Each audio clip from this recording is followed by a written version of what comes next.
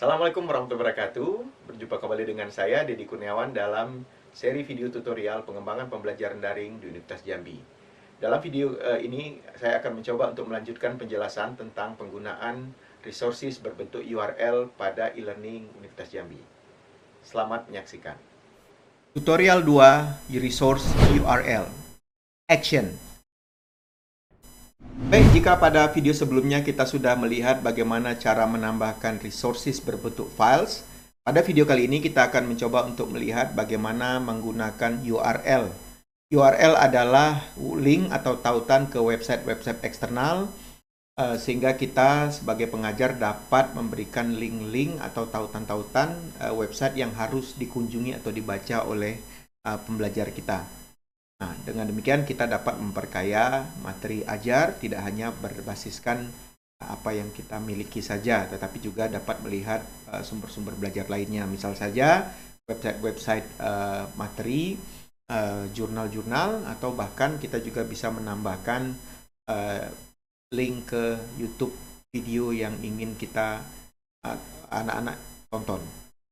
Nah, caranya sederhana. Seperti biasa, kita harus masuk dulu ke dalam kelas kita sebagai teacher atau sebagai pengajar.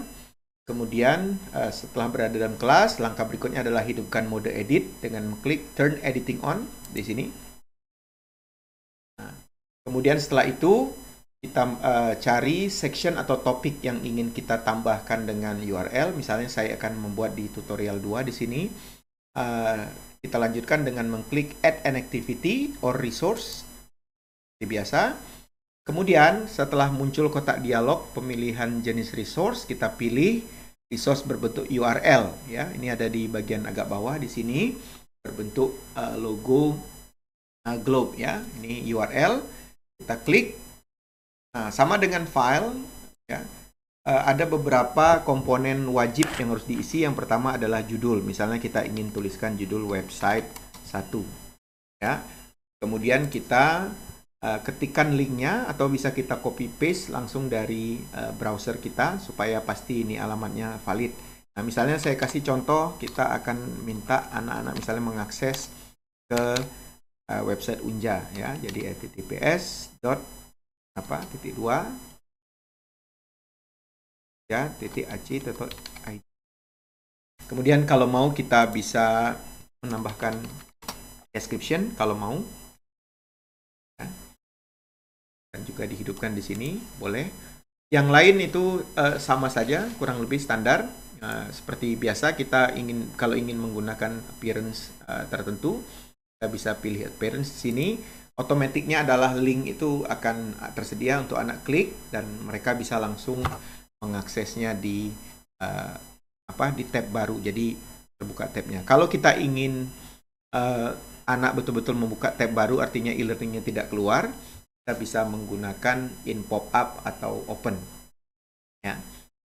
Kemudian kita juga bisa mengembed. Jadi khususnya website-website sederhana itu bisa kita embed sehingga mereka atau pelajar kita bisa membaca website langsung dari kotak e-learningnya, jadi tidak keluar dari e-learning. Oke, sementara kita pakai yang otomatis saja. Kemudian juga mungkin kalau mau kita bisa menambahkan pengaturan activity completion untuk memastikan bahwa pembelajar kita sudah membaca atau mengakses website yang kita inginkan ini. Ya, kita klik Show Activity as Complete, condition are met. Defaultnya adalah student must view. Ya.